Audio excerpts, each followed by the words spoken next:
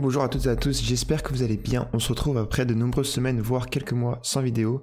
Sans vous raconter ma vie, tout simplement c'est parce que je vivais dans un autre pays, c'était compliqué et mon ordinateur portable ne soutenait tout simplement plus les vidéos. Donc là, en très résumé, je suis enfin rentré, j'ai mon setup, etc.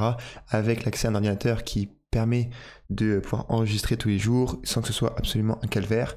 Donc pour la fin d'année qui arrive et probablement même toute l'année, les 360 prochains jours, ça va être la reprise assez forte des vidéos, de la création de contenu pour moi et tout simplement aussi juste de mon intérêt majeur dans le marché, puisque avec les 2-3 derniers mois qui étaient majoritairement dans le rouge, je n'ai profité avec les vacances, etc. pour quand même un peu prendre de la hauteur par rapport au marché, et je pense pas que ce soit une décision qui a été mauvaise dans une période où tout le monde se fait déchirer, il n'y a pas grand chose à faire. Je pense que c'est bien de ne pas regarder son wallet par exemple plus de 1 ou 2 fois par jour, chose que j'ai faite pendant assez longtemps. Maintenant, une fois que tu as ta tête reposée, c'est pas mal de pouvoir revenir en force, parce qu'en réalité, quand tu investis, ton outil de travail, c'est ta tête, c'est pas comme un sportif où tu dois prendre soin de ton corps, etc. Nous, c'est que notre tête, c'est pour ça que l'adage de dire touch grass, je pense qu'il est extrêmement important. Donc bref, tout ça pour dire qu'à partir de maintenant, reprise des vidéos tous les jours, on va essayer de revenir ensemble, essayer de lire au mieux le marché, parce que la réalité, c'est nos investissements en dépendent, et tout simplement, je pense que le marché va redevenir très attrayant, très bullish par rapport à l'année qui va suivre. Donc c'est le moment pour moi où il faut commencer à se réintéresser assez fortement, d'où le titre de la vidéo aujourd'hui, où au début les vidéos elles vont être un peu à la manière de nos notes noires. Je vais commencer assez large en parlant de la macroéconomie, pourquoi pas des différents types de récessions possibles. Aujourd'hui par exemple, on va se focaliser sur le Bitcoin et les actions, et on va essayer d'aller regarder s'il est plus probable qu'on aille à 45K ou à 70K. L'idée c'est pas de faire une vidéo simple où je dis soit on monte soit on descend, même si fondamentalement c'est ça la vérité. L'idée ça va être de dire, bon, soit ça monte soit ça descend, mais selon X indicateurs, je pense qu'il y a plus de chances qu'on aille à 45K dès maintenant, ou alors à 70K dès maintenant, et ensuite ajuster sa stratégie par rapport à ça, tout simplement. Allez, on commence directement, comme à notre ancienne habitude, avec la map des cryptos, où on a une map qui est plutôt mitigée, avec un peu plus de la moitié en vert, un peu plus de la moitié en rouge. Hier, on a une journée compliquée avec des annonces économiques qui étaient assez importantes, même si c'est pas les plus importantes qui arrivent court terme. Selon moi, je vais vous les montrer juste après. Avant ça, rapidement un tour de vue sur Bitcoin et Ethereum. Bitcoin, on est aux 54 000 $, et Ether, qu'on va aller étudier aussi rapidement en fin de vidéo, on a vraiment du mal. Je vais vous expliquer moi comment je le vois, plus moyen terme, voire long terme en réalité, parce qu'il y a quand même pas mal de choses à dire, et on a un léger retour des volumes. Même si on est en week-end, l'idéal ce serait pas qu'on fasse un gap sur le CME, puisque ça va être un aimant ensuite, et si on fait une impulsion haussière par exemple, ça va nous attirer à la baisse, ou alors ça va être un gap de rupture, mais c'est assez rare. De mémoire, c'est une fois sur 8 ou une fois sur 9 que ça arrive. On commence avec un indicateur qui n'est pas mon indicateur favori, c'est le Fear and Greed Index, pardon. Je pense pas que ce soit une bonne idée de le regarder trop souvent, mais je pense qu'à hauteur de une fois par mois, voire une fois tous les 2 mois, c'est ok. Et actuellement, on voit qu'il est extrêmement intéressant puisqu'il représente une extrême fear. C'est des niveaux, il faut le savoir pour ceux qui n'étaient pas là en 2022, etc. C'est des niveaux de bear market. Et c'est pour ça que je suis pas extrêmement fan de cet indicateur-là, parce qu'en réalité, je pense que c'est mieux de le sentir et de le voir, je pourrais le dire, sur le terrain. Tu vas sur Twitter, tu vas voir les communautés, les commentaires de certaines vidéos, même les gens qui postent du contenu par rapport à YouTube. Alors dans ce cas-là, moi je suis complètement fautif, même si c'était pas à cause du marché. Et c'est là où tu vois vraiment le consensus et la gueule et l'état du marché en réalité. Mon feed Twitter, maintenant il y a moins de 50% de mes posts qui sont liés à la crypto. Alors qu'en période d'euphorie, je vois des tickers de partout, je vois, ça change du tout réellement. Et évidemment, plus cet indicateur-là baisse, plus ça nous rend bullish. Et c'est pas l'inverse. Et l'erreur que beaucoup de gens font en réalité, c'est de ne pas comprendre de manière complète les indicateurs-là. Plus ça descend, plus on a de chance de monter. Au bout d'un moment, on va pas aller à moins 10 sur le Fear and Greed Index. Et si il faut que la masse ait peur afin que les mains intelligentes, les whales puissent relancer tout le marché à la hausse. Il faut bien liquider tous ceux qui sont arrivés durant les 6 mois depuis octobre et mars, fin 2023 et début 2024. Donc voilà, passage rapide de cet indicateur-là. Comme je vous l'ai dit en intro de vidéo, ce qui va être très important, c'est la semaine prochaine. On va avoir des annonces économiques qui vont être vraiment majeurs. Majoritairement, on a l'indice des prix, tout simplement l'inflation aux États-Unis, et tout se joue dessus. En fait, avec la prise des vidéos, je pense que c'est pas con de pourquoi pas faire une update par rapport aux récessions. Après, dites-moi si en commentaire si vous avez déjà tous fait vos devoirs ou si ça peut en intéresser quelques-uns qui n'ont pas exactement eu le temps de se renseigner par rapport là-dessus. Mais je pense que ce serait intéressant de faire juste un update de pourquoi est-ce qu'on reste sur une récession, qu'est-ce qui s'est passé les 10 dernières fois où on a baissé les taux d'intérêt, où la Fed a baissé les taux d'intérêt, qu'est-ce qui s'est passé sur les actions, sur les cryptos, etc. Et pourquoi c'est aussi majeur et pourquoi tout le monde en parle et à quel point ça nous tient par les couilles en fait, à quel point on dépend de cet indicateur-là par rapport aux 6 prochains mois. Et je pense que ce serait intéressant de faire une vidéo assez complète de 10-15 minutes dessus. Dites-moi ce que vous en pensez dans les commentaires. Mais bref, tout ça pour dire que l'indice des prix à la consommation, ça va être très très important. Et ensuite, on a aussi la décision de la BCE. Le consensus indique une baisse de 0,25 points de base sur les taux de la Fed. Et ce qui est assez dangereux en réalité, c'est que le marché prédit une inflation de 2,6. Donc pour battre le consensus là, ça va être quand même assez compliqué parce qu'on voit qu'on est assez loin du record précédent. Donc ça va être vraiment très très important.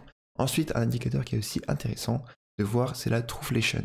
Alors à prendre avec des pincettes parce que c'est pas des chiffres officiels, etc. C'est une organisation indépendante, mais de manière assez courante, il est dit que c'est l'inflation avec 6 mois d'avance par rapport à ce qui a été reporté par le gouvernement américain.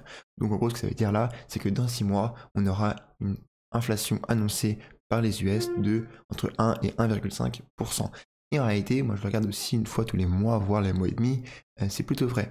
De manière générale, il a quand même pas mal d'avance sur l'inflation rapportée, et ça ce serait plutôt une bonne nouvelle, une inflation qui descend enfin aux alentours des cibles pour arrêter, ça semble être une évidence, mais pour que la Fed puisse commencer significativement à baisser ses taux le 18 septembre. Et ça, après les annonces de la semaine prochaine, ça va être ce qui est le plus attendu de toute l'année, en réalité, puisque la réaction des marchés face à une évidente baisse des taux de la Fed, ça va ce qui va nous guider, ce qui va nous dire concrètement si on est une période de récession ou pas.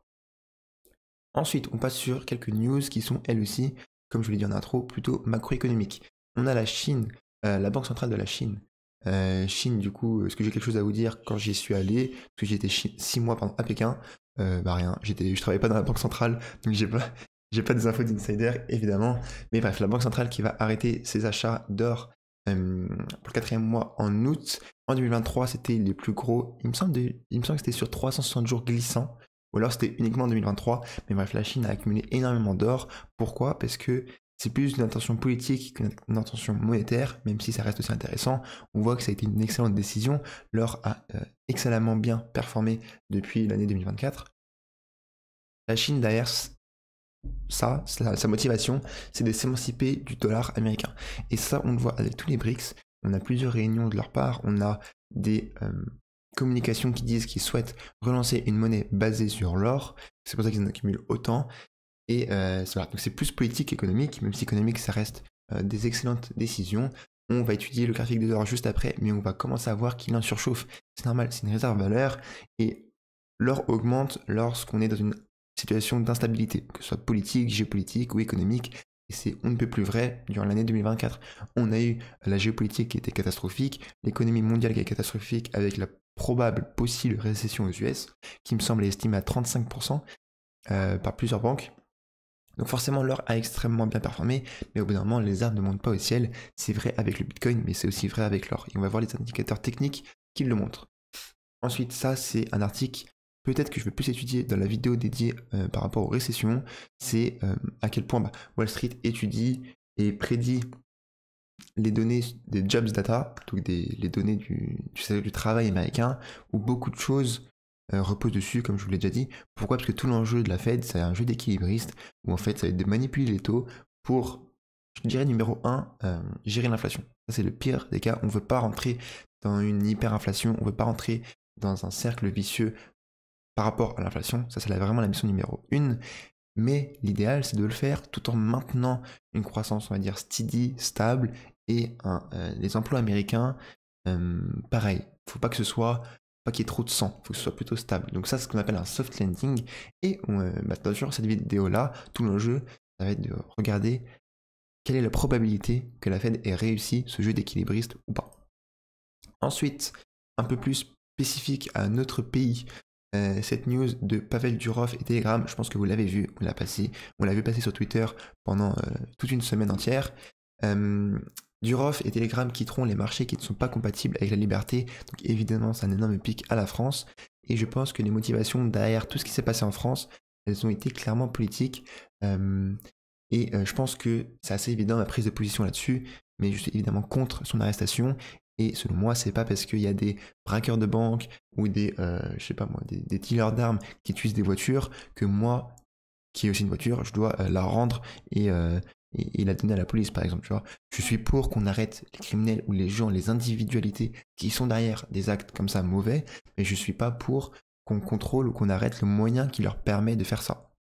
Et donc je pense que tout ça c'est sorti pas des criminels, alors que Telegram n'est pas la plus grande on va dire raison d'exister des criminels, mais c'est probablement politiquement lié avec, pourquoi? Parce que Telegram c'est le réseau social le plus utilisé dans les endroits en guerre, parce que les gens ne peuvent pas voir ce que vous partagez, ne peuvent pas voir ce que vous faites sur l'application, et je pense qu'il y a beaucoup de personnes, beaucoup d'États qui souhaiteraient avoir accès à toutes ces informations-là, ou du moins couper tous ces canaux d'accès à l'information.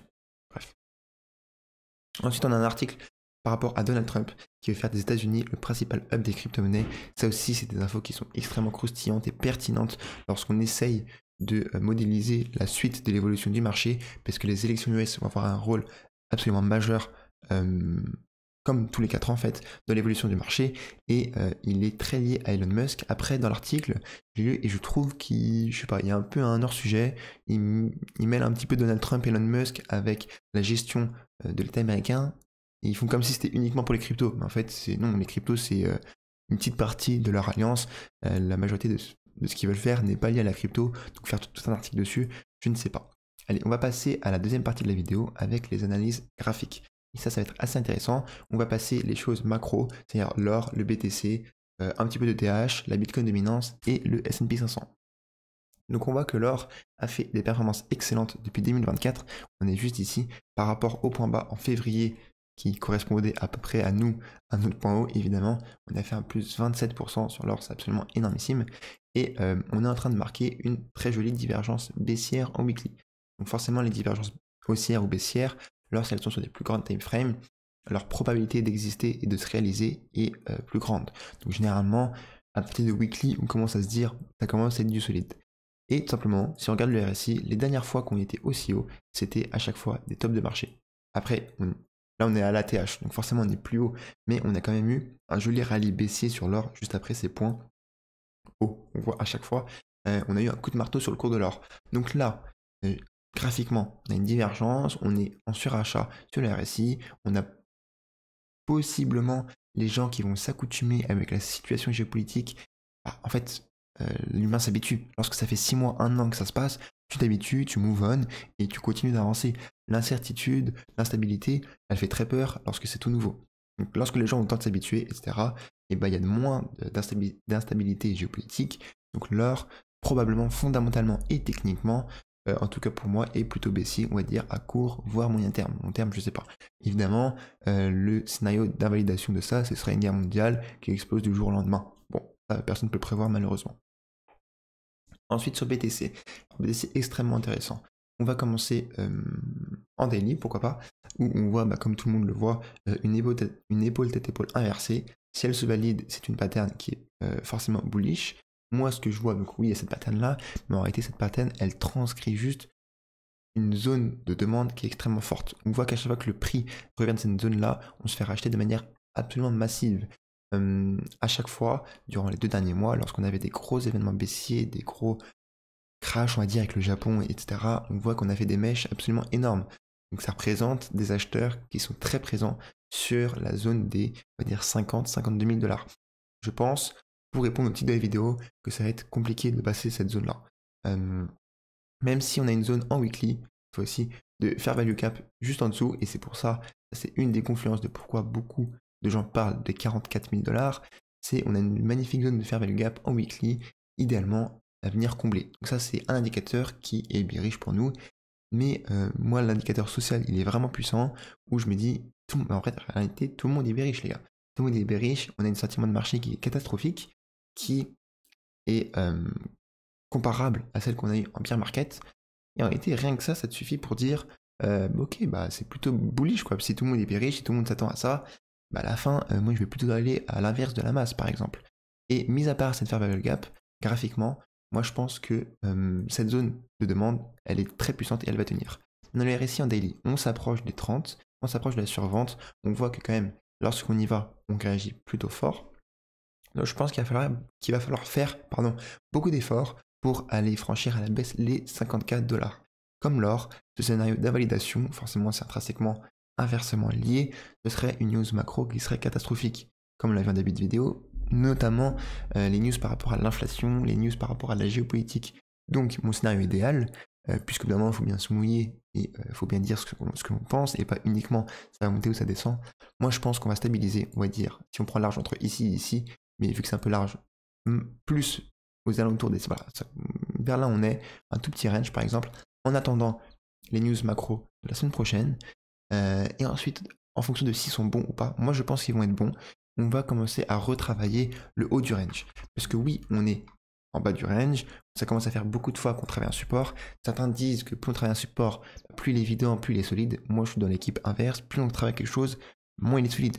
Parce que plus on va travailler un support, plus la fois on va revenir dessus, moins il y aura d'acheteurs. Tu me suis? Comme quand tu tapes dans un mur, les 3 premières fois que tu tapes dans un mur, ça va tenir. Tu tapes 3000 fois dans un mur, il y a plus de chances que ça casse, quoi. En réalité, c'est plus comme ça que moi je vois les choses. Ça veut dire quoi? Mais on va attendre les news économiques qui vont arriver. Mais si je devais choisir un scénario, ce serait donc, comme j'ai dit, une stabilisation vraiment proche du prix. Pourquoi pas aller tout en haut de ce range-là. Et pour la suite, aller attaquer le haut du range entre les 50K et les 70K $. Et en réalité, ça c'était le scénario que j'ai favorisé déjà à l'époque avant l'été. Lorsque je savais que j'allais faire de moins en moins de vidéos, je disais, pour moi, le scénario favori, ce serait qu'on soit, après, j'ai vu large, hein, c'était pas très compliqué, mais je me dis un énorme range entre 50 et 70 000 $. Entre les deux, personne ne peut savoir ce qu'on veut savoir, ce qui peut se passer, mais on peut essayer de comprendre que ça va ranger, faire un énorme range jusqu'à septembre-octobre, attendre vraiment le retour des gens sur les marchés, et ensuite, moi je pense qu'on ira à la hausse parce que long terme, et fondamentalement, le marché est haussier. Et pour moi, on est dans une structure long terme qui est absolument haussière. Donc là, bas du range, la target c'est le haut du range, et les liquidités à venir chercher, comme je vous les ai placées tout au-dessus. Après, la question qui va falloir se poser, si on y arrive, ce serait, est-ce qu'on va taper un 80K, 90K, ou est-ce qu'on va revenir dans ce range, au milieu du range ou en bas du range? Et moi, pour l'instant, j'ai tendance à dire que c'est pas encore tout de suite qu'on va aller vers le 80K. Ça aurait été le cas si on avait travaillé plusieurs fois cette résistance et si on était venu chercher les liquidités juste au-dessus. Là, ça aurait été magnifique, on aurait eu un transfert de fonds par rapport aux mains faibles et aux mains fortes. Les mains fortes auraient pu liquider et trouver leur contrepartie de tous les retails qui viennent au moindre ATH pour revenir travailler le prix ici, réaccumuler et ensuite repousser à la hausse et repartir en vraie dynamique tendance haussière forte. Malheureusement, ce n'est pas encore le cas. On voit qu'on a fait un ATH par rapport à l'ATH de 2021, mais après ça, on n'a jamais fait de plus haut et ce qui est quand même assez étonnant. Donc, ça semble plutôt parfait pour faire une jolie accumulation de week-off. Donc, pour continuer mon scénario favori, j'ai un range. Ici, peu importe ce qui se passe, honnêtement, je vais faire des cribouilles partout, on n'en sait rien. En gros, aller en haut du range. Pourquoi pas retrouver une contrepartie et au moins revenir aux alentours de 60 000 $, voire les 50 000, même si je pense pas. Je favoriserai les 60 000 par rapport aux 50 000 par exemple. Tout simplement parce qu'on a une notion de timing et de temporalité qui va commencer à rentrer en compte. Ça va faire 6 mois qu'on est après la ligne. Historiquement, c'est là où le bull run part. On va commencer à avoir l'argent qui coûte de moins en moins cher, les gens qui ont de moins en moins peur forcément par rapport à au potentiel guerre qui peut se passer dans ce monde. Donc voici mon scénario favori. Ici, on l'a vu sur le graphique, hein, on n'a pas besoin en réalité de cet indicateur-là. C'est juste les liquidations, on les voit elles sont beaucoup plus au nord qu'au sud. Si on veut les voir au sud, il faut regarder sur un an, mais au bout d'un moment, il faut bien, je pense, avoir les yeux en face des trous, et en tout cas, moi je pense qu'on n'ira jamais rechercher ces prix-là, pour l'instant. En tout cas, si on redescend, on verra, mais pour l'instant, en tout cas, les liquidations qu'il y a ici, je pense que ce serait pas super smart de le prendre en considération lorsqu'on essaie de prédire des mouvements à 2-3 mois à l'avance. Ensuite, rapidement, parce que je sais pas ça fait combien de temps que je fais la vidéo, je pense que c'est beaucoup trop long encore une fois, mais je m'en plains pas, comme vous m'avez dit, on est le week-end et les gens ont le temps. ETH, on arrive, ETH c'est vraiment catastrophique. Je pense que aussi ça mérite de faire une vidéo dessus, de regarder, bon, pour quelle raison il a aussi peu performé. Est-ce que c'est annonciateur de cette performance qui s'annonce médiocre dans le bull run là? Long terme, fondamentalement, qu'en est-il? Graphiquement, qu'en est-il? Moi, je pense que pour ceux qui suivent la chaîne, vous connaissez mon avis sur Ethereum, fondamentalement, sur long terme. Si je devais parier sur 3 cryptos qui seraient encore là dans 15 ans, Ethereum n'en ferait pas partie. Je suis pas le seul, hein, mais voilà. Même si graphiquement, là, ça commence à être sexy après des catastrophes et des catastrophes, ça commence à être assez intéressant. On arrive tout en bas du canal et au bout d'un moment, il faut bien qu'il rebondisse. Donc là, on est sur une zone de support assez puissante. Même si le RSI Weekly, il nous reste un petit peu de jeu à aller chercher, on est quand même dans une période haussière, donc c'est pas favorisé. Les RSI à 30 et en dessous de 30, en Weekly, c'est quand même pas favorisé. Donc on est sur des prix qui sont quand même assez intéressants pour l'instant. Maintenant, si on regarde en daily, en daily, ça prend la même chose. J'ai pas prolongé tous mes supports là. On arrive sur une zone de confluence assez importante. Maintenant, sur Ethereum, je suis plutôt bullish. Épaule tête épaule sur les RSI inversés que je n'avais pas vu. Plutôt bullish sur Ethereum. Divergence haussière aussi sur les RSI en daily. Donc voilà, la première target, ça va être les 3300$. Mais comme BTC, je pense qu'on va pas bouger beaucoup ce week-end et en début de semaine prochaine en attendant les chiffres économiques, même si graphiquement c'est haussier, c'est baissier, etc. C'est plutôt aussi dans ce cas-là. Là, on est vraiment plutôt dépendant de la macroéconomie, puisque c'est ça qui va dicter le BTC et tous les marchés financiers en fait. C'est pas uniquement les cryptos, mais la bourse, les marchés financiers, les taux d'intérêt, c'est les taux directeurs, et ça c'est rare qu'on les change, et on va les changer le 18 septembre. C'est plutôt rare comme événement. Donc, comme BTC, je pense qu'on va pas trop bouger en attendant cette période-là. Si on a enlevé ce facteur-là, je serais bullish sur ETH. Maintenant, la Bitcoin dominance, je vais vous la passer assez rapidement. On voit que sur le RSI, on est arrivé à des sommets qui sont plus bas que nos précédents sommets. La dernière fois que c'est arrivé, c'était ici. On a fait un haut plus haut que l'ancien avec le RSI qui commençait une tendance baissière tout simplement. Et ensuite, on a connu notre énorme all season. C'est pas la seule raison, c'est parce que là, on était en plein pendant le bull run et c'est une des plus grosses all season qu'on ait connues. Tout simplement, moi je pense que ça va revenir. Tout simplement, je pense pas qu'il faille paniquer. On a tout simplement l'histoire ne se répète pas, mais elle se ressemble fortement. Et c'est la même chose. On a fait le RSI qui fait un sommet plus bas que le précédent, alors que la Bitcoin dominance fait un sommet plus haut que le précédent. Pour moi, on est la même chose. On est sur une grosse divergence baissière en weekly. Quand est-ce qu'elle va se réaliser? Ça fait un an que tout le monde l'attend. Donc maintenant, j'ai arrêté de l'attendre et je suis juste prêt dans le cas où elle arrive, en fait. Tout simplement, je pense pas qu'on va connaître un cycle avec une Bitcoin dominance qui va toujours rester au-dessus des 50%. Moi, je pense, mon base case, c'est soit qu'on aille aux 40%, et il y a clairement un monde où on casse ce gros support et qu'on va chercher à la baisse. Puisque long terme, je pense que Bitcoin, c'est compliqué à dire, mais peut perdre de la dominance par rapport au reste des cryptos, et ça me semble assez logique. Voilà où j'en suis. Et ensuite, rapidement, sur la macro, on a le S&P 500 qui s'est mangé une mufle absolue hier. C'est normal, ça fait longtemps qu'il en a TH. C'est pas comme nous, en réalité, les actions se portent beaucoup mieux que le Bitcoin et les cryptos en général. On ne sait pas pourquoi, mais c'est comme ça. Et on a aussi, chose qui était assez intéressante à regarder, c'est Nvidia. Nvidia, après avoir fait une énorme surchauffe, il fait une sorte de double top, triple top, et en réalité, depuis le top, il a perdu, je pense, de mémoire 20 à 25%. 25% parce que je l'ai pris un peu plus haut, hop. Ouais, 30%, ce qui est énorme. Hein. Alors, est-ce que c'est la première? Je pense que plus maintenant. Ça doit plus être la plus grosse market cap boursière. Je pense que, bon, bref, on va dire que c'est dans le top 3. C'est quand même plutôt très très violent. Ce qui est bien, c'est que le RSI, il commence à se baisser. Mais il y a aussi des problèmes fondamentaux par rapport à leur nouvelle puce qui est compliquée à installer pour tous leurs clients. Et en réalité, l'IA, maintenant, là, on a tout investi dessus, on a tout mis dessus. Maintenant, il faut qu'il y ait des innovations. Il faut qu'on voit le progrès avant de repartir en étant complètement boule par rapport à l'IA, tout simplement. Écoutez, voici pour cette première vidéo de retour. J'espère qu'elle vous a plu. N'hésitez pas à me laisser un petit commentaire sur ce que vous voulez que je fasse, des vidéos, la récession, le Bitcoin ou quoi que ce soit. Et je vous dis à demain pour une nouvelle vidéo. Ciao, ciao.